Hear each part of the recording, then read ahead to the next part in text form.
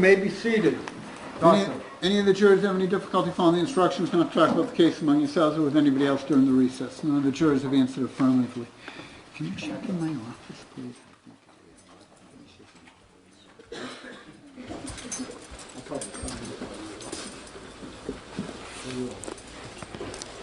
Okay, yes, please. Now, Doctor, I just want to go back for a moment, Dr. Kincher. Dr. Kincher, you talked about sort of the rarity of the response you would have to a child who was experiencing psychosis at age 10. Is that correct? Yes. How long do you expect that a child of that age would be able to keep anyone from realizing what was wrong with that child? That would ordinarily be a matter of weeks to perhaps a handful of months, largely because of the deterioration in functioning across a number of the child's different domains. Often shows up first in peer relationships and schoolwork and withdrawal in the family. But a period of 4 years where there was not this kind of indication of deterioration of function would be extremely, extremely rare. Now, Doctor, you also in fact, I'm sorry. I'm sorry. It would be both rare, and it would not allow the child to actually meet the qualifying criteria for the diagnosis, because the child wouldn't be manifesting the deterioration of functioning that is required for giving the diagnosis in the first place. If the disease was progressing sufficiently to meet the diagnosis, there's no way anyone could miss it. Is that correct? Objection, leading. Well, I'll sustain the objection. Can you explain again, Doctor? Yes, the diagnosis of schizophrenia requires a period of active, observable symptoms or reported symptoms for at least 6 months, a briefer time if the person has been identified earlier and is under treatment. But the hallmark of the disorder is its impairments in functioning across a variety of different life domains. In children, most importantly, school, peer relationships, and family relationships.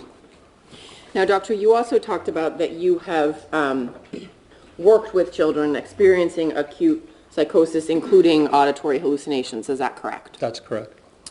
And what are the kinds of questions you ask when making an assessment as to the reliability of someone reporting auditory hallucinations?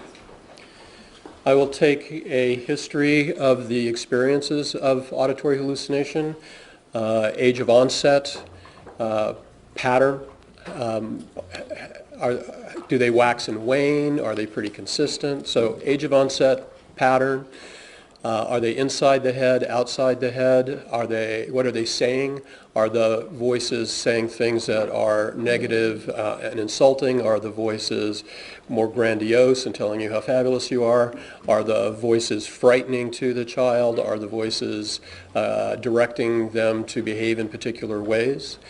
I will also look to see whether or not when the child experiences them, how distracting they are for the child. For many children, if they have one or more voices going on in their head, they find it difficult to pay attention to what's going on outside of them.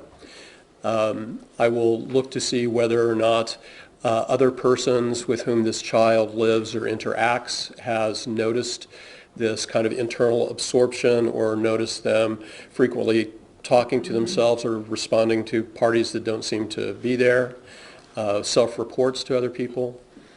And what are the kinds of, the things you've just described, what are the kind of red flags you might hear that would make you wonder if the report of voices was accurate? Amongst the things that would raise a red flag for me are differences in report as to age of onset, the circumstances under which they began, significant variations in the course that they have taken since their onset, significant variations as to what the voices are saying, how many voices, if that changes over time, who those voices may represent. For example, are they people in their real life, but they now see them or hear them when they're not present? Are they sort of amorphous, unidentified voices. They're not quite sure who they are, or sometimes they're muffled, even what they're saying. Are they the voices of aliens or fantastic creatures or animals or whatever it is that they're identifying them as? So one of the things that I'm looking for is consistency of report, particularly where that consistency of report is also consistent with what we know about the unfolding of the disease process and the ways in which these voices tend to, for example, intensify at times when people are showing other signs of distress or illness. They naturally sort of wax and wane over time. Now, Doctor, returning to your evaluation of Philip Chisholm, you indicated just now that one of the things you would want to consider in any evaluation is those people who have lived with the individual. Is that correct? That's correct. In this case, were you able to speak with the person with whom Philip Chisholm was living at the time of the offense? I was not. And why was that? She declined to speak with me. And she being whom? His mother. Now, did you, I think you've indicated you had an opportunity to view surveillance video from Danvers High School, is that correct? That's correct. And was the video from Danvers High School significant to your ultimate opinion in this case? It was. And Doctor, if I could direct your attention to the screen where Exhibit 51, I expect will momentarily be played.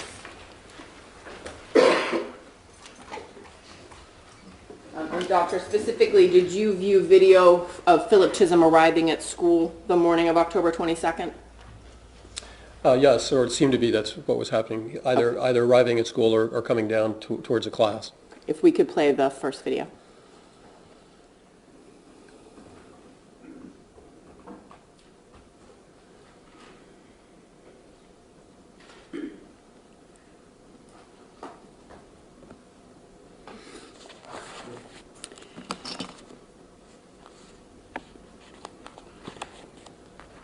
Doctor, was there anything significant to you in forming your opinion regarding the video that we've just played from Exhibit 51 of Mr. Chisholm walking down the hall? Not at that point. I simply noted how he was dressed, the color of his sweatshirt, and he was apparently in possession of 3 bags. And did you also view video of Mr. Chisholm's movements in the school immediately prior to Ms. Ritzer's last period class that day? Yes.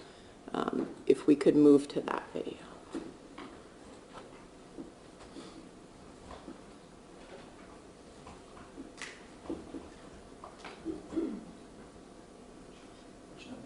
I don't have that number.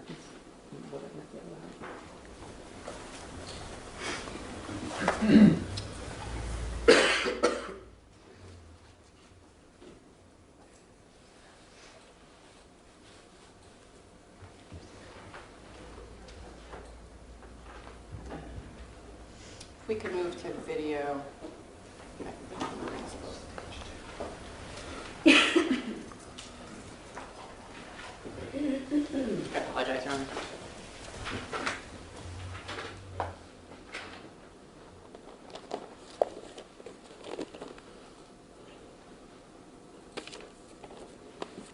No. Back. Sorry.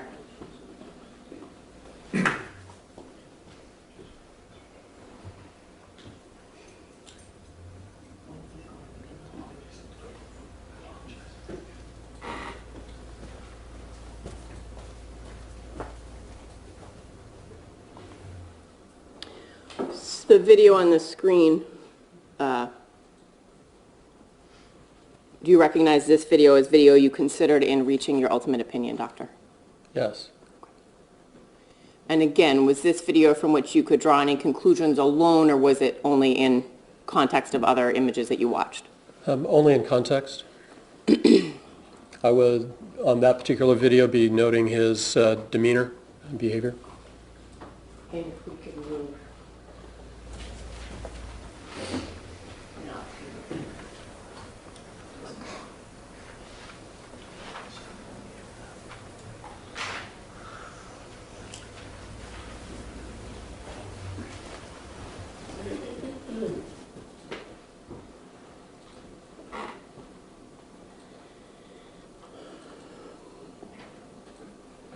Doctor, fair to say you're familiar with this video?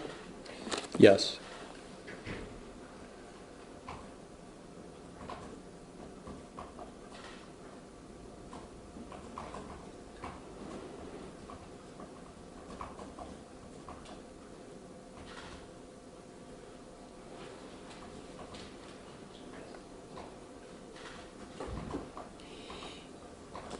And Doctor, the video of Mr. Chisholm following Ms. Ritzer down the hall, was that video significant to your ultimate opinion in this case regarding his criminal responsibility? Yes. First, I note the change of clothing to a hooded sweatshirt. I note that he comes out of the classroom. He looks in both directions up and down the hall. From that, I infer that he was possibly looking to see if there were other people in the hall who might observe him. He looked briefly up at the surveillance camera area, stepped back into the classroom, reemerged with the hood up over his face, over his head, from which I inferred that he may be attempting to obscure his identity as he moves out into the hall and follows her. And how do those observations play into your specific analysis as to whether he understood the wrongfulness of his conduct and could conform his conduct to the requirements of the law on October 22nd? Obscuring his identity and making sure that there were not people in the hall who would observe him leave would be consistent with an inference that he appreciated the wrongfulness of his conduct because he didn't want to be observed behaving in a way that might lead people to be concerned or suspicious or later to place him at the scene. The fact that he made decisions to check out the hallway before finally exiting made a second decision actually in that process to get back into the classroom and put the hood up over his face and to walk out with his head down so that it would be more difficult to identify him. Suggested to me also an appreciation of wrongfulness, but also the fact that he was making calculated decisions for a rational purpose in a continuing course of conduct. If we could play the next video.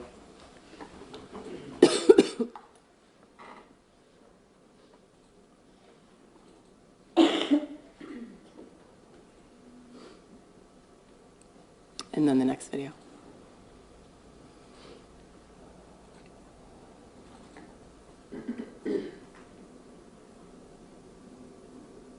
And the next.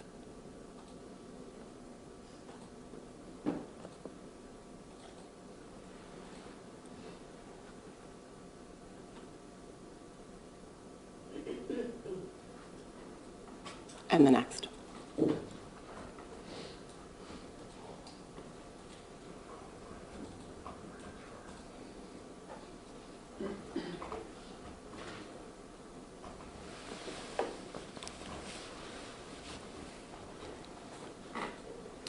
Doctor, the series of videos that just played of Colleen Ritzer crossing the landing, the defendant crossing the landing, and then each of them entering the bathroom, was that series of videos significant to you in forming your opinion regarding Mr. Chisholm's criminal responsibility? Yes, it was. Could you explain that, please? First, he continued to obscure his identity by keeping the hood pulled up over his head as he was walking forward. He also appears to be carrying a pair of gloves and pausing briefly to put them on prior to entering the bathroom. The obscuring of his identity suggests that he still appreciates the wrongfulness of his conduct, or at least that others would appreciate it was wrong, and so hiding his identity.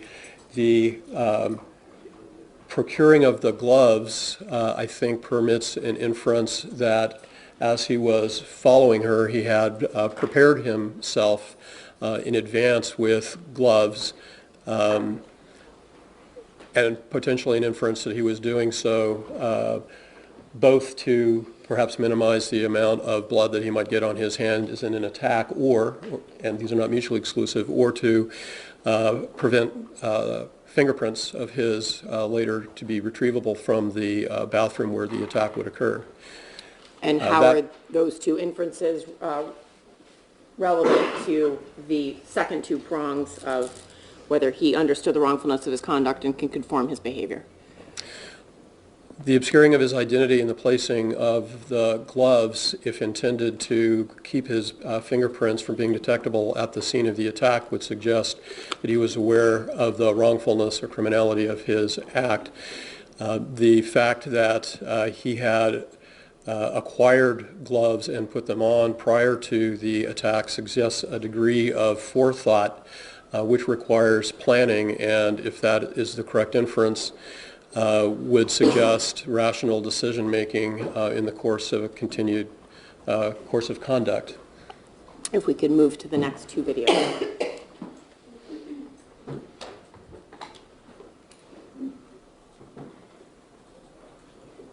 Or to the next three. I apologize, Mr. Langford.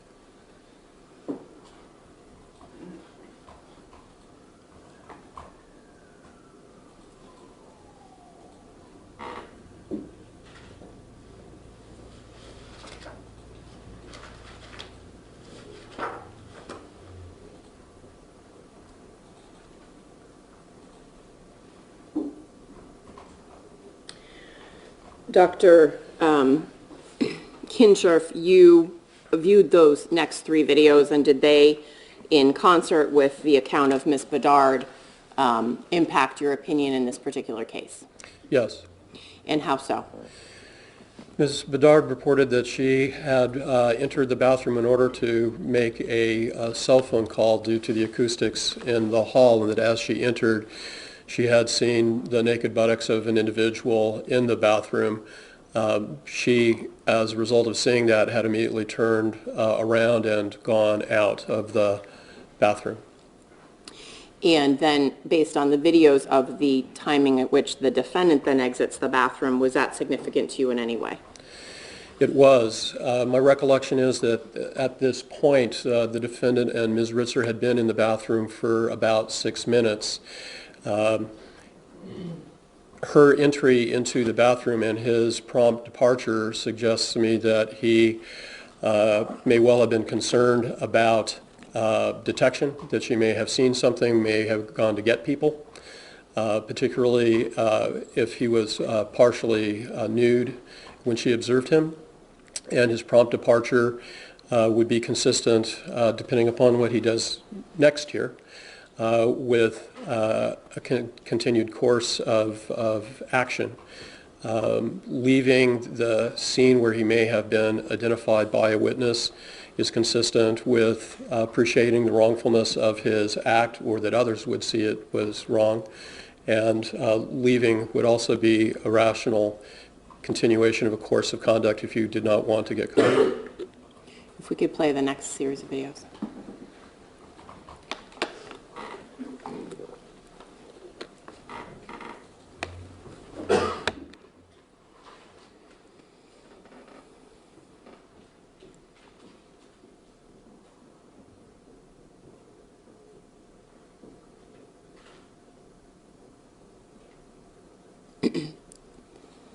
And the next.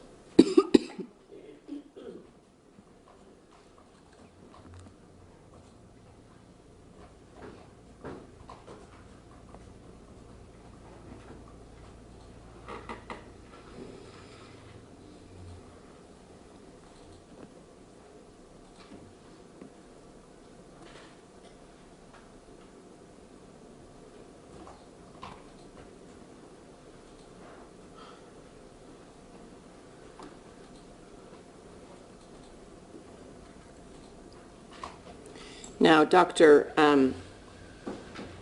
Kinshirf, did that series of videos combined with your knowledge of the account of Carolyn Quigley's observations of Mr. Chism in that area just adjacent to the school, did those impact at all your opinion regarding his criminal responsibility?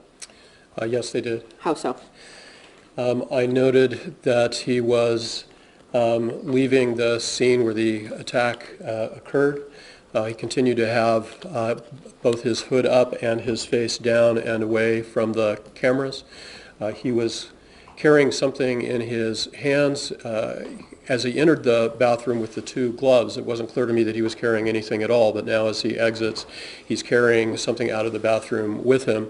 If those were either his articles of clothing or those of Ms. Ritzer, it would be reasonable to infer that he was trying to take them from the scene to avoid identification or detection. And to the best of your knowledge, does he then continue to have those in his hands after he is seen by Miss Quigley in the shrub area adjacent to the school? The best of my recollection is that after being in the shrub area as identified by Ms. Quigley, he's no longer carrying those items. And if he concealed any of the items he was carrying in that shrub area, would that impact your opinion regarding his criminal responsibility? Yes. How so? It would suggest that he's trying to obscure his involvement in this activity by both removing items from the scene and also getting rid of them before he would be seen carrying them around for a considerable period of time, perhaps seen by other people. And how do those inferences impact your opinion, specifically regarding his ability to conform his conduct to the requirements of the law? He is showing a decision that is in furtherance of his course of conduct here to evade detection and to obscure evidence of the crime and his involvement. Now, Doctor, you are aware both from video and the account of an encounter that Mr. Chisholm has soon hereafter with Ramsey S. Garcia. Is that correct? That's correct. And was there anything significant to you regarding the interaction he had with Ramsey S. Garcia? Yes. Ramsey came upon the defendant. He was looking for him because he was tardy for soccer practice. Ramsey describes Mr. Chisholm as looking frightened, swearing, sweating, looking concerned.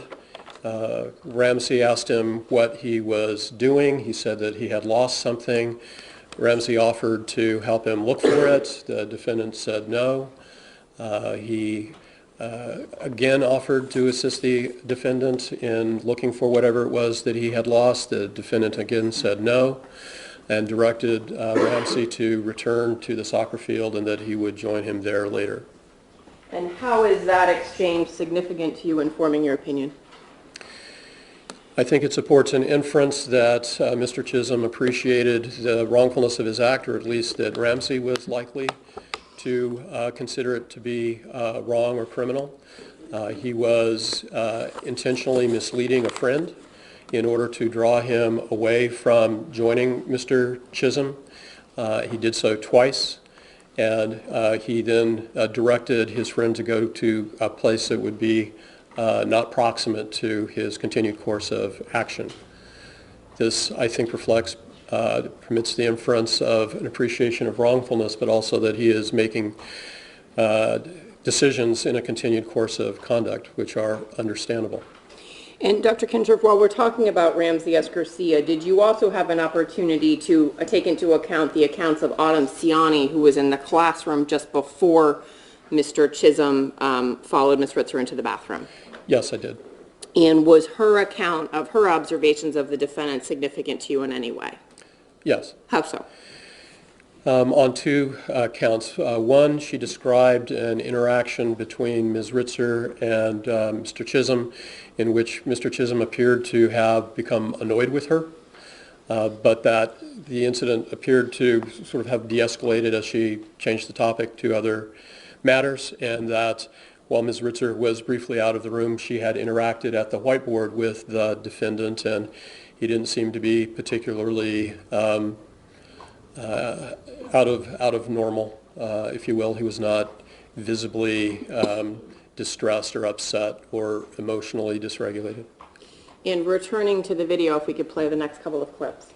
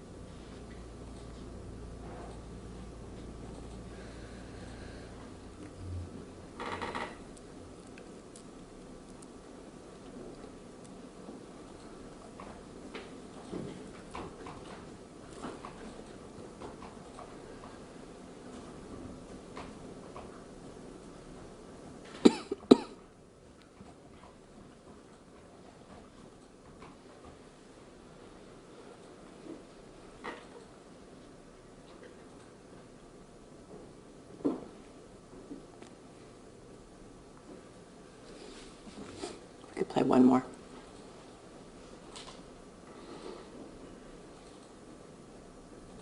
I lied, two more.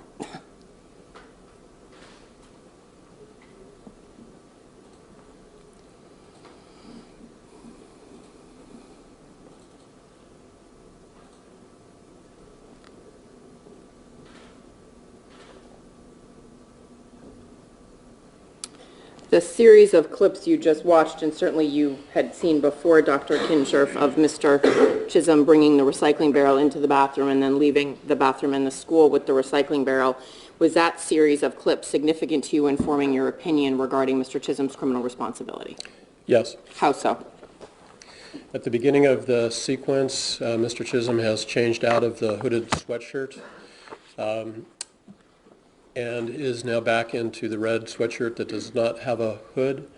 If during the course of the initial attack on Ms. Ritzer, he had injured her in a way that had led her to bleed, it would support an inference that he changed out sweatshirts, at least in part, to not be walking around with a sweatshirt with visible blood on it. I also noted that in part of the hallway, he was walking with his face mask up. I understand that this is an area of the school which is pretty empty at that time of day, but I think him pulling the barrel with a face mask up permits an inference that had he come across somebody unexpectedly, he would have wanted to have his identity obscured with the mask. Apparently, he continues to go into the bathroom, comes out with the barrel, seems to be physically managing the barrel at least a little bit, comes out of the building. As he comes out of the building, he has lowered the balaclava, the face mask. That would permit an inference that he appreciated that if he were to be seen wandering away from the scene of a crime with a face mask, that might draw the concern or suspicions of individuals, and that a student pulling a barrel would probably be less noticeable to potential witnesses than one pulling a barrel out of a building with a face mask on. And those inferences and observations together, how do they affect specifically the issue of him understanding the wrongfulness of his conduct and being able to conform his conduct to the law?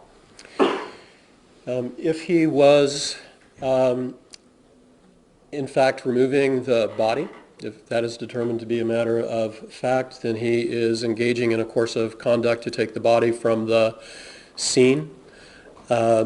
The manner in which he does it is done in a manner to sort of lower his risks of being identified in doing so, both in obscuring his identity when he might come across somebody unexpectedly, but also by removing the face mask from his face when he's out in an environment where the face mask itself would have drawn concern or suspicion.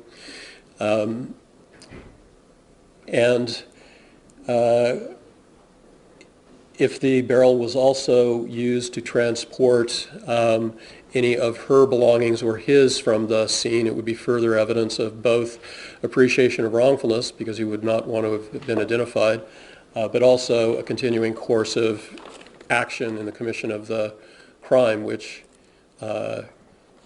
is rational in its purposes. Now, Doctor, you're familiar with the account of Emily Roach, who ultimately sees the defendant with the barrel up sort of behind the field house. Is that correct? That's correct. And was his account significant to you at all? Emily Roach's account? Yes. Yes. Sorry, hers. Sorry. That's fine. I just want to make sure I was understanding correctly. Yes, she noticed the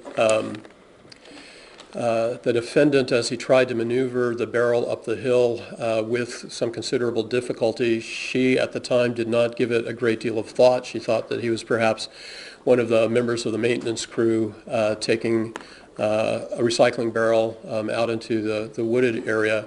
She noted him struggling with the barrel as he was trying to go up an incline and eventually bringing the barrel back down and moving in another direction. From that, I inferred that there was a reasonable probability that her body and perhaps his or her belongings were in the barrel, accounting for the weight as he tried to get it up the hill. Now, Dr. Kinshirf, you are familiar with the condition of Miss Ritzer's body when she was located in the woods, is that correct? That's correct. And is there anything about, and you're also familiar with the location of various pieces of clothing and the defendant's backpack in the woods, is that correct? That's correct. Did you have an opportunity to view those woods and the locations where certain items were found yourself personally? I did. In total, those items I've just listed, did the condition of Miss Ritzer's body as well as the setting in the woods and where things were located, was that significant in forming your ultimate opinion in this case? Yes, it was. And how so? In a couple of ways. First, the condition of her body suggested or indicated that she had been subject to what is referred to as overkill. Overkill is inflicting damage onto a victim that would be beyond what is necessary to render them incapable of defending themselves, such as unconsciousness or death. It is also associated with very, very high emotional arousal, especially if it is targeting the face or other significant part of the body, face, neck area, breast areas. Hers were limited largely to the neck area, as I understand it. The stick that was found with her body and the indications that there was blood at the tip of the stick suggested a vaginal insertion. This is a very low rate behavior in sexual assaults. It typically indicates the desire of the assailant to feel as though they have humiliated the victim and demonstrated their power over them. It also suggests that the attack in the bathroom was a continued as a course of action once her body was out in the woods. It is not clear to me, based on the information that I have, whether she was dead or alive at the time that she... Motion to strike. The objection sustained. The motion to strike is granted. Doctor, does it impact your conclusion in this case, whether she was dead or alive? The fact that there were few... Objection, non-responsive. I think it's going to be, but just in case, why don't you answer that last question, yes or no? Does the distinction of whether she was dead or alive, yes or no, impact your conclusion in this case? Yes. How so? It impacts my conclusion because if she were dead at the time of the attack, then this sexual assault with the foreign object would have occurred post-mortem, which is an extremely low base rate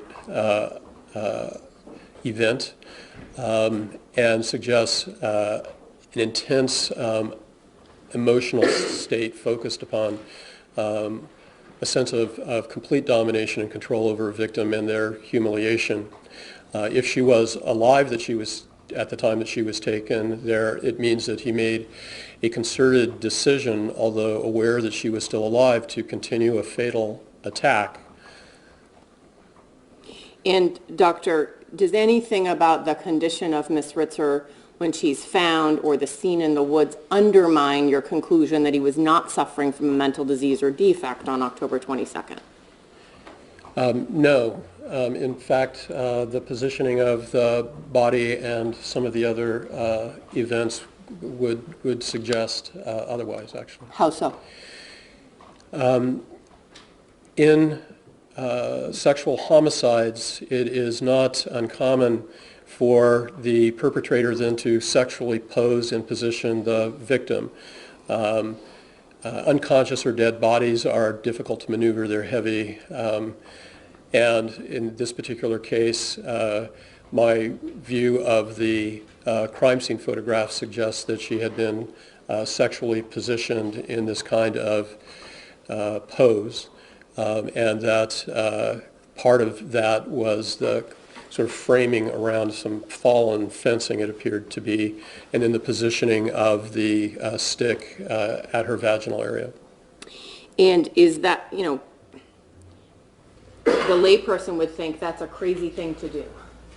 In your training and experience, in your opinion as a clinical psychologist, is that, or a forensic psychologist, is that a crazy thing to do? Posing the body is something that is done in sexual homicides by persons who do not have a mental illness. And in fact, is it conduct you would expect from someone who's experiencing disorganization in thought? Objection. As to that question, I'll overrule the objection. It does not, it is possible to have some degree of disorganization and still sexually pose a body. However, the posing of the body with then at least some effort to hide it with leaves and sticks and dirt, and the distribution of objects at some distance away from where the body was and some effort to hide them would suggest that time was taken to do this. There was at least some degree of thought to do this. In and of itself, it would not suggest to me that this would be an indicator of psychosis, for example. If we could return. Can I see counsel?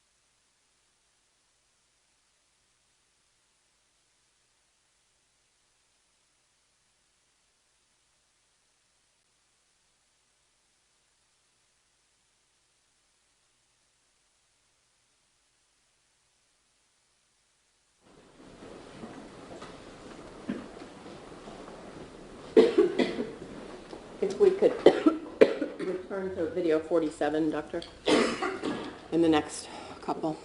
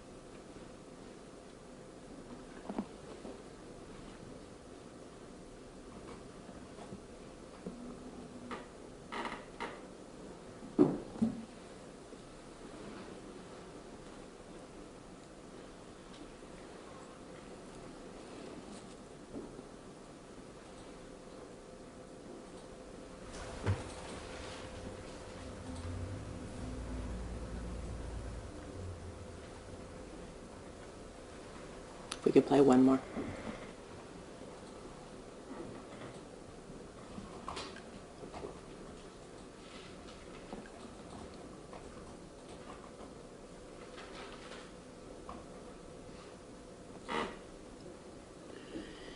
Doctor, the series of videos that just played, were they significant to you in forming your opinion regarding the defendant's criminal responsibility in this case? Yes. How so? The defendant is seen on the earlier clips of the videotape returning back into the building. As he walks across the parking lot, is walking in a fairly leisurely but purposeful manner. He picks up speed a little bit as he goes into the building, but is not making a mad dash through the building. He walks in a purposeful manner, retrieves something from his locker. I can't tell what it is precisely he's retrieving because the door obscures it, but he then enters a bathroom that's nearby, changes his clothes. To the extent to which he may have had debris or blood on the clothing following the attack in the woods. Changing his clothing would be both an indicator that he was aware that if he was seen particularly with blood and so forth on his shoes or on his pants, he might be an object of suspicion or concern, and also suggests sort of deliberate furtherance of a course of action by going and changing his clothes in order to hide his involvement and to, and I'll just stop there, in order to hide his involvement. And Doctor, you're familiar with the video that follows this where the defendant ultimately returns to the woods for a period of time and ultimately the jeans and t-shirt are recovered from the woods, is that correct? Correct. And then are you familiar both with video and the account of a Kevin Hebert who the defendant spoke to once he emerged from the woods again? Yes. And was there anything, starting with the apparent discarding of the jeans and the t-shirt in the woods, was that significant to you in forming your opinion? It was. How so? It was because he, by taking his clothing out of the school, is removing from the scene of the attack or the nearby bathroom clothing related to the attack, which may have had blood or debris or other evidence on it. The statement by Mr. Hebert, whom he encounters, was significant to me because Mr. Hebert, who is a student at this school and an acquaintance of Mr. Phillips from their church group, he described Mr. Chisholm as being absolutely unremarkable. He was normal. He looked normal. They had a brief conversation about going to a church-related event later that weekend. The conversation ended and Mr. Chisholm went off. Mr. Hebert apparently thought nothing of this encounter until he was later asked to describe it to the police. And Doctor, you're familiar that eventually after making his way through the school, Mr. Chisholm ends up making some purchases with Ms. Ritzer's credit card in the area of Endicott Street. Correct. Is there anything significant about that his use of her credit card to go to a movie and go to Wendy's, that was significant to you? Yes. How so? It was significant to me because it, I thought, supported an inference that while there was a considerable, that there was evidence for preparation and planfulness for the attack, that as often happens in these kinds of homicides, careful planning for the post-attack phase was not good, was not complete. It is not possible for me on the basis of information that I have to know whether this was largely a function of failure to plan a post-attack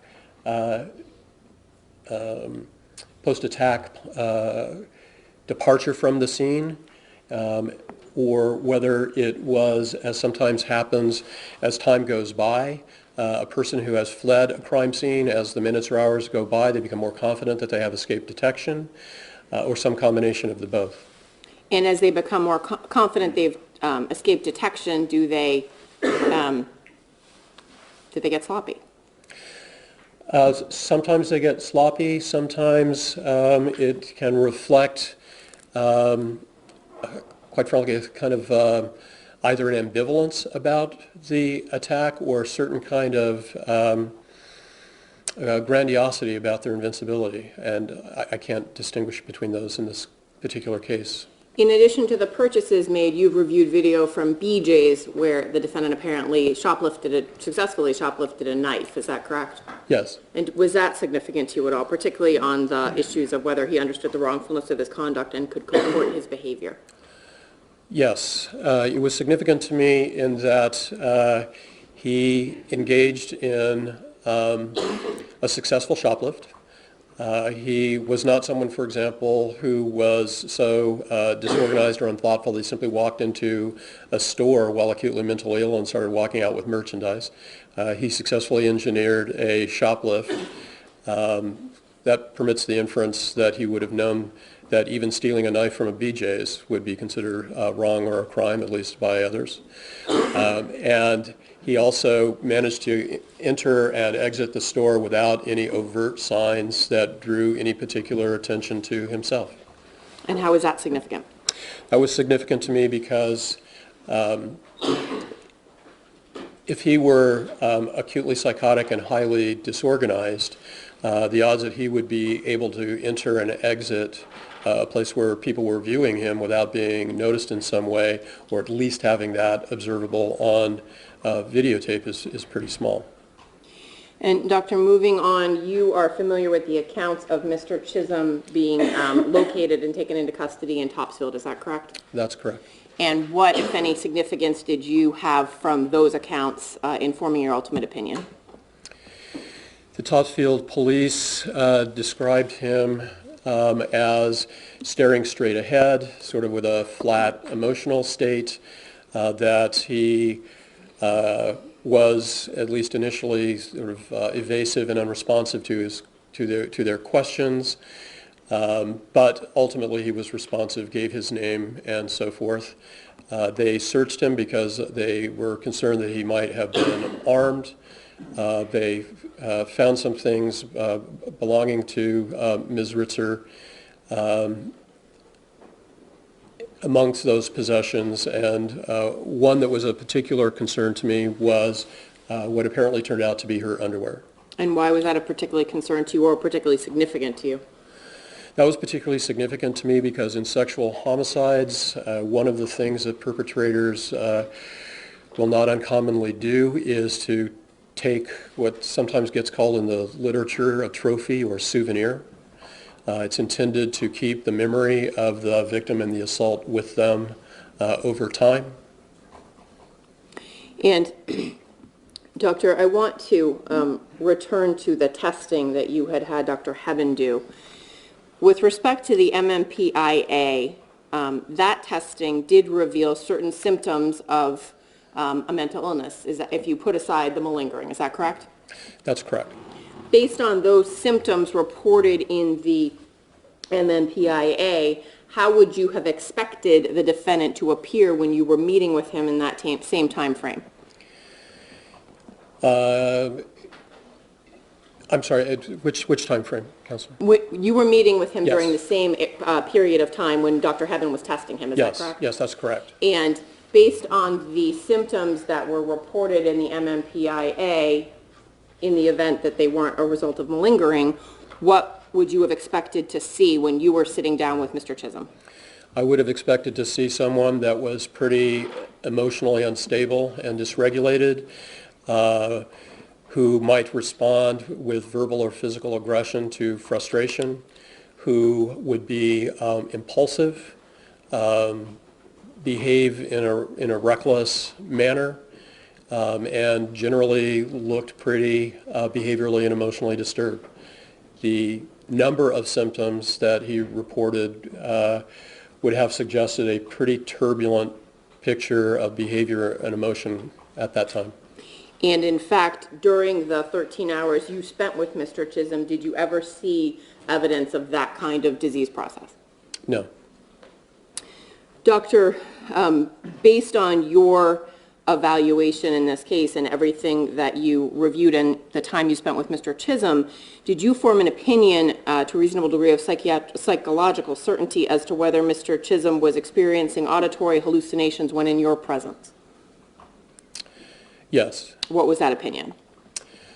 I could not 100% rule out the possibility, but the probability would have been extremely low. If he was hearing them, they were not impacting upon his behavior or his decisions with me, as near as I could discern, and they were not compromising his ability to interact in a meaningful way with me. Now, Doctor, you talked about that based on your review in particular of his family records, there were some diagnoses you wanted to rule in or rule out before reaching your final decision in this case. Is that correct? That's correct. And specifically, I think you said, but correct me if I'm wrong, you wanted to rule out schizoaffective disorder. That's correct. Can you describe, let me ask you this, what's a differential diagnosis? Differential diagnosis is when you try and decide which diagnosis is the best fit for the clinical picture that's in front of you. And in fact, in this case, did you contemplate a number of different differential diagnoses? I did. And can you describe the process for the jury that you went through to rule in or rule out each of those possible diagnoses? The first thing that I did was review all of the history available to me in Mr. Chisholm's history, family, school, peers, sports activities, other sorts of things, to try and get a sense of his functioning over time. I then took into consideration the self-reports of symptoms that he was giving to me, and I took into consideration testing and tried to sort of use this and other information to sort of put together what would be the most likely possible diagnoses.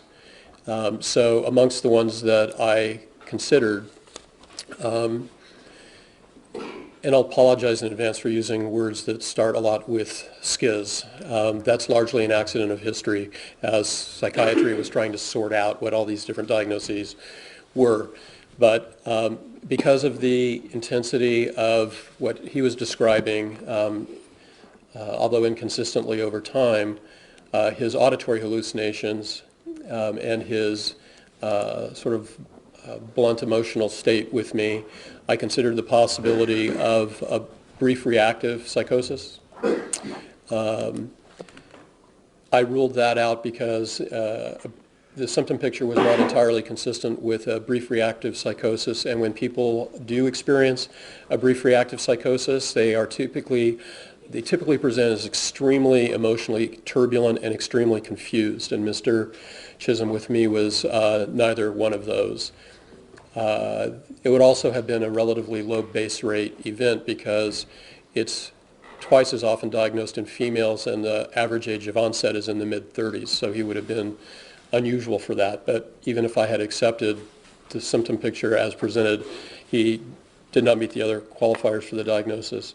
I considered schizoid personality disorder. A personality disorder is a long-standing pattern of behaving associated with the person's personality features that creates difficulty in their interactions in the world and in their functioning.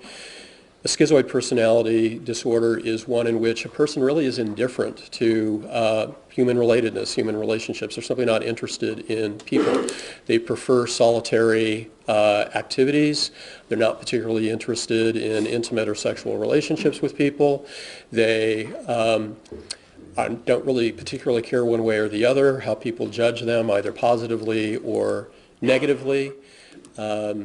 Some people with schizoid personality disorder may go on to develop a psychotic disorder, but most do not. Mr. Chisholm did not meet all of the criteria for a schizoid personality disorder. For example, people who have schizoid personality disorder really do prefer solitary activities.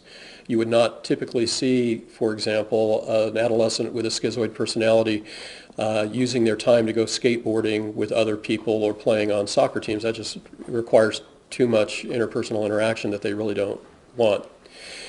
Because of some of the content of his thoughts reported to me, I considered schizotypal personality disorder.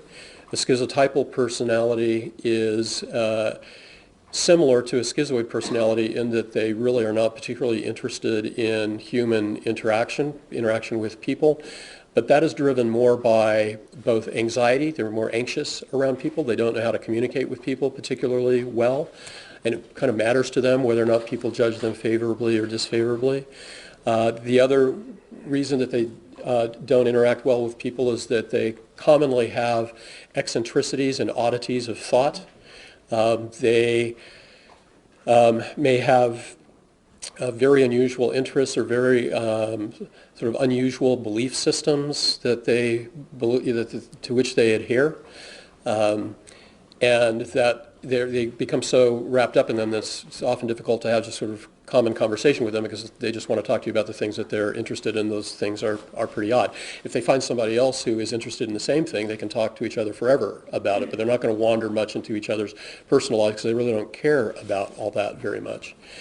He did not meet criteria for schizotypal personality disorder for a variety of reasons. One is that he does not have other symptoms associated with it, like ideas of reference. Ideas of reference are when you think that, for example, a blue car stopped at an intersection, and all of a sudden you know somehow that that blue car means something for your life. Like, that blue car stopped, I better double down on the lottery today, right?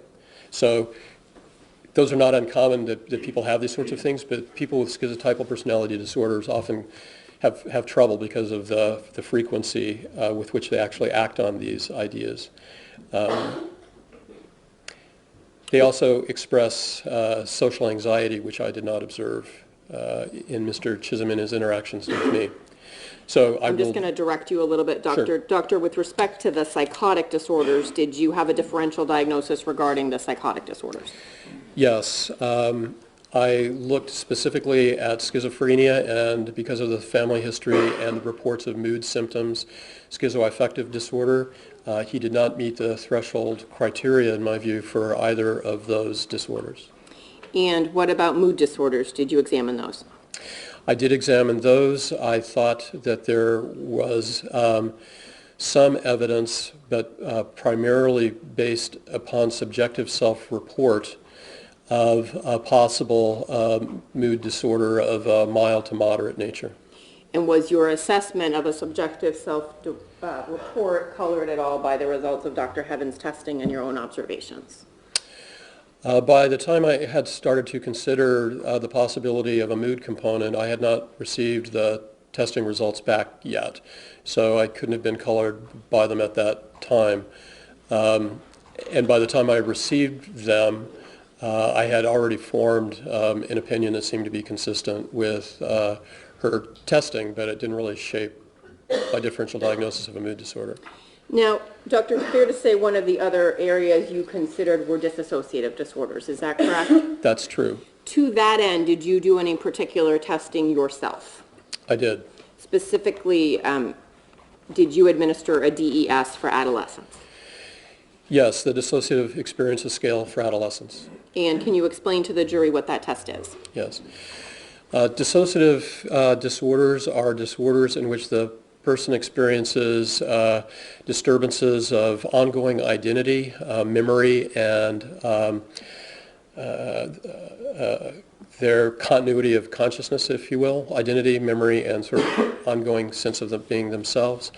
Dissociative experiences are not all that uncommon in ordinary people. Many of us had the experience of really thinking about something and driving down the highway, and then all of a sudden realizing, you've hit your exit. And if I were to ask you, what did you drive by? How many pickup trucks were there? How many, big cargo trucks were you would have no idea, but you somehow managed to, without being focused consciously on the road, to steer your car down the road without crashing. right? So that's kind of a relatively common dissociation of your actual behavior from your ongoing memory tracking, pretty common. At the extreme of dissociative disorder is what used to be called multiple personality disorder or dissociative identity disorder. This is what it's called now. And these are individuals who experience themselves in sharply discrete fragments that are referred to as alters. They typically experience amnesias. The so-called host personality will experience amnesias or distortions for what has occurred while the individual has been replaced, if you will, by the alter. Alters can have their own sets of beliefs, their own preferences in behavior, their own preferences of gender, clothing, and in extreme cases. And there can be many, many alters. And the test that you did, what is that test designed to elicit? The test is a screen for dissociative experiences. It asks the person who is taking the measure to look at roughly 30, 28, or 30 items and answer the question, how frequently do you experience these? And it goes from 1 to 10. And presumably you can leave it blank, in which case it would be scored a 0.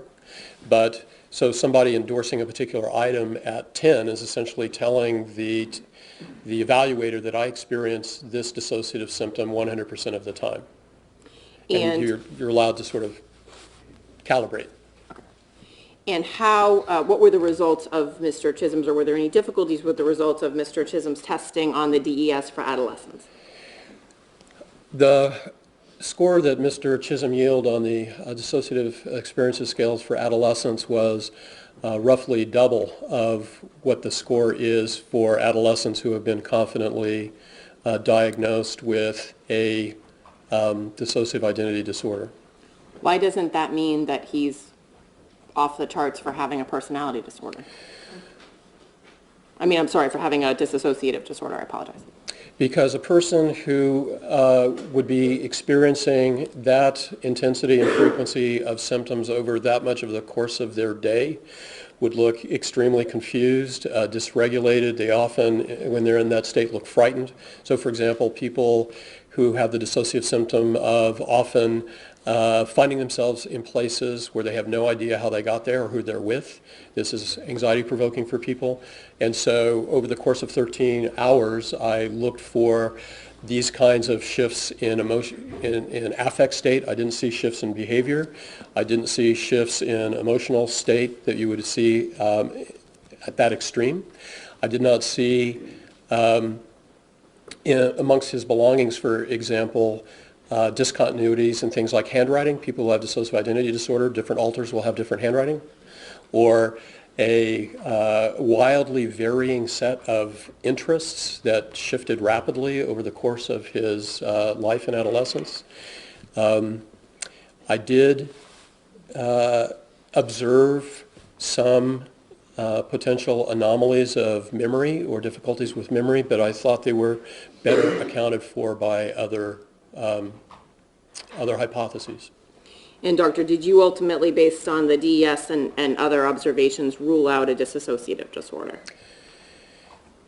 Yes, although I didn't rely heavily on the DES findings to rule it out, because any tool is best used when you can confirm it by outside observation of how the person is actually behaving or how their functioning is impacted. And so my ruling out of a dissociative disorder was largely because I could not find in his history the kinds of histories of severe and chronic maltreatment that are associated with the development of dissociative disorder. Could not find evidence of a neurologically driven dissociative state, and I did not observe either in his history nor in his time with me the kinds of presentations that would support dissociative disorder diagnosis. Doctor, when you were evaluating Mr. Chisholm, he was 16 years old, is that correct? That's correct. And at the time of this offense, he was 14 years old, is that correct? That's correct. how did that age and development factor at all into your ultimate conclusions in this case? And what did you take into account? I took into account his course of development up till age 14, and then the circumstances of his life following October 2013, when he was largely he was entirely in facilities-based care, which has a developmental impact on young people. I took into account his opportunities for physical and cognitive and emotional maturation between 14 and 16. This is one of the reasons when you have sort of an adolescent who's a moving target anyway, if you're trying to get back to what this person looked like at a specific time, you want to rely as much as possible on observations, testing, and so forth that are in that time period. Adolescents can be moving targets developmentally. Now, Doctor, based on all of the evaluation you did and everything you reviewed, believe you've already testified to this, but you formed an opinion to a reasonable degree of psychological certainty as to the issue of criminal responsibility on October 22nd. I did. And what was that opinion? My opinion is that at the time of the offense, that Mr. Chisholm was not suffering from the requisite mental disease or defect, although he may have exhibited some symptoms of psychological distress or disturbance, but that in any event, whatever he may have been experiencing in that time was not sufficient to substantially impair his capacities to appreciate the wrongfulness or criminality of the attack on Colleen Ritzer, nor to have conformed his conduct to the requirements of law. They did not impact his ability to conform his conduct. That's correct. I have nothing further for Dr. Kincher. Thank you, Counsel.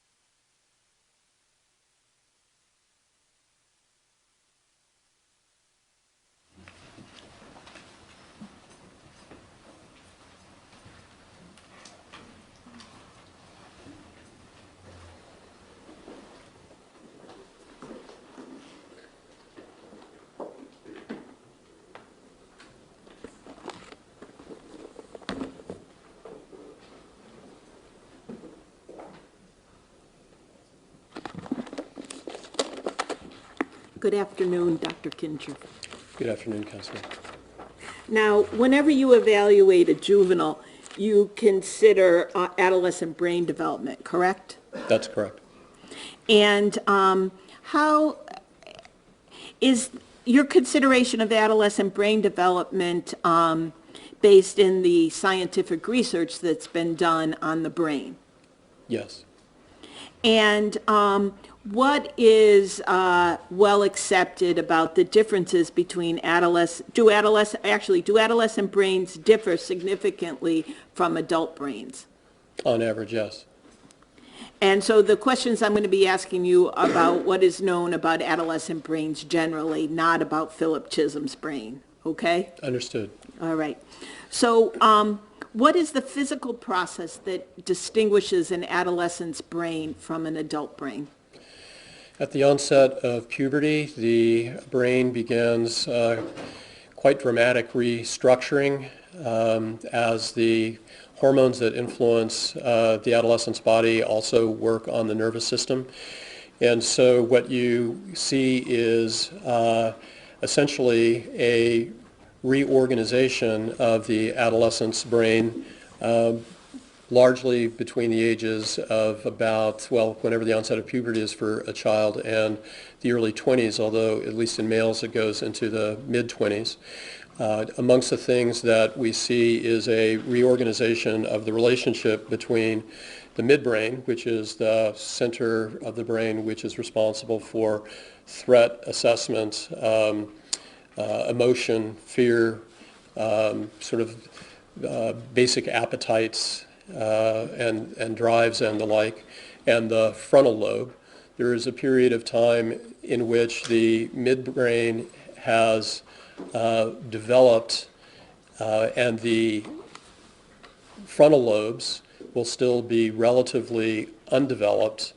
One person once put it to me, if you want to sort of understand adolescence, one model of thinking about it on average, and there's a huge range in adolescence, of course, is kind of like putting the brakes of a small car on a midsize or large family car. You're going to have inefficiencies as a result of that are reflected in things like a greater proclivity towards impulsivity and the like.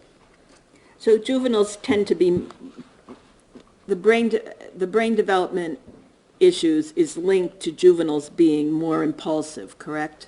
On average, yes. And more likely to take risks, Yes. and more likely to perceive threats? More likely to? Perceive threats? No, that's true if the adolescents have also had a significant trauma history. Adolescents with that kind of history are more likely to perceive threats than even other adolescents, actually.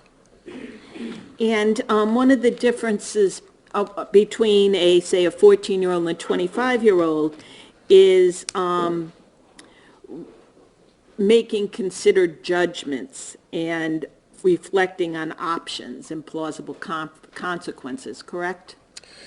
It depends upon the context in which the decision is being made. By mid-adolescence, most adolescents, although certainly not all of them, are able to make decisions that are relatively similar to those of adults in what are called conditions of cool decision-making. Cool decision-making is what occurs when somebody sits down and thinks about it.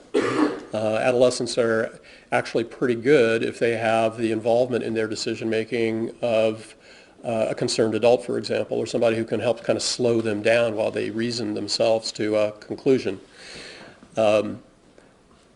They are worse than adults on average, and again, there's a huge range here, when they are asked to make decisions under so-called hot cognition decisions. Hot cognition decisions are times in which they are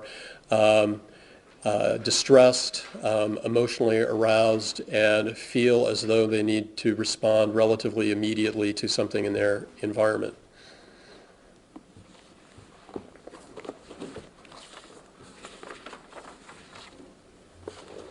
I just need a minute. Sure. Now, this research is based on brain scans that are done studies that are done via brain scans, correct? It's done both with brain scans, but also decision-making behavioral research conducted largely by psychologists. And the brain scans are MRIs, correct? And also CAT scans and other types of scans. Yes, although I'll have to acknowledge that the scan technology is not in my technical bailiwick. But yes, those are the kinds of things that they use. And research has also found that that there are changes in the volume of different areas of the brain in people suffering from schizophrenia, correct? You can. I'll speak now.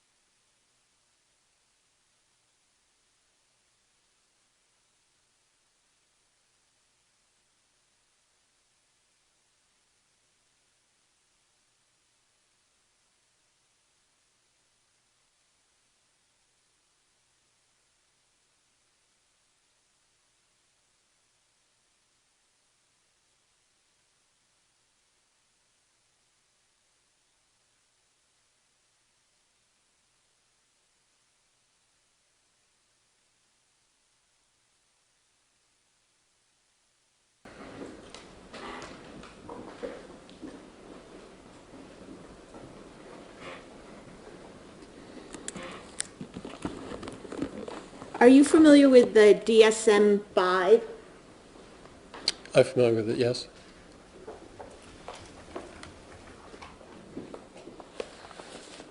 And is it something that you use regularly? When making diagnosis, yes. And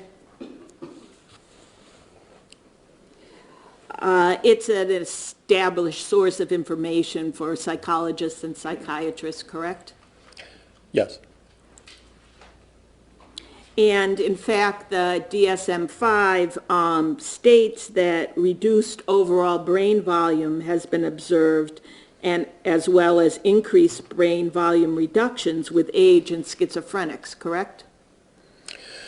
That's true, but the DSM also cautions that a diagnosis of schizophrenia cannot be made on the basis of laboratory testing given the existing state of the science. Correct, but brain volume reductions are associated with schizophrenia, correct? It's a little more complicated than that. Brain volume reductions are associated with schizophrenia. They're associated with normal aging. They're associated with a lot of different conditions. So that's true as far as it goes, but it's not pathognomic or specific to schizophrenia. Now, you did not order any brain scans of Philip Chisholm, correct? That's correct. And if you did order brain scans and the brain scans showed significant reduction in volume in certain areas of the brain, that would be something you would consider, correct? I would consider it. I would refer to neurology to see if there was any impact on actual functioning. And you did not request a brain scan, correct? It's not clear to me that I would be able to. I'm not a physician. I'm a psychologist, but I did not, to be fair to your point, I did not seek one. If I could have a moment. Sure.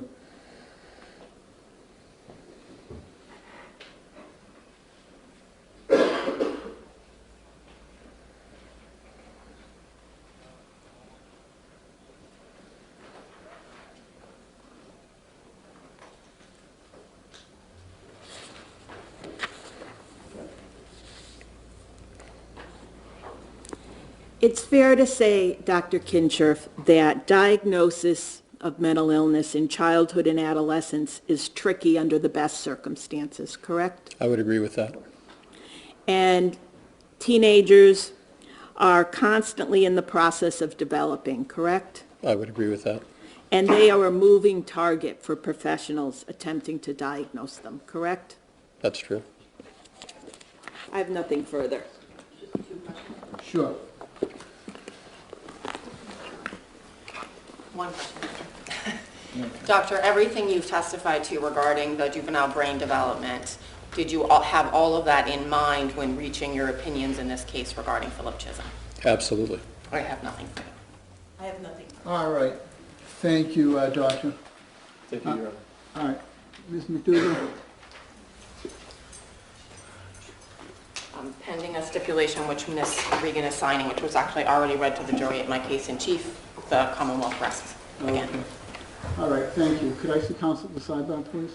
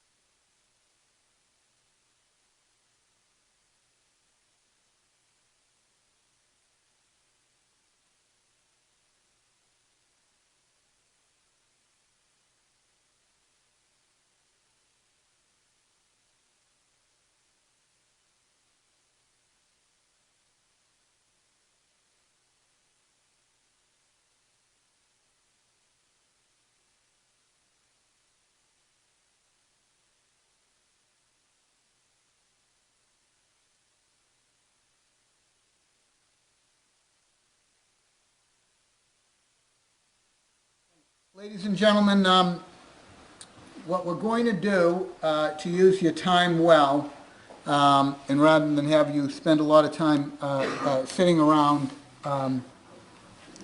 tomorrow, is just have you come in Friday for closing arguments, for if there's other evidence, closing arguments, and charge. I would say that you'd be a deliberating jury. Without promising you anything, on Friday, I'm going to estimate 12:30, but I feel like it will be before lunch, that you'll have the case and be deliberating on Friday. Don't come here tomorrow. Please don't go to work tomorrow. This is considered a jury day for all the reasons that you understand it being a jury day, but don't go to work. You want to stay away from anyone who might want to try and talk to you about the case.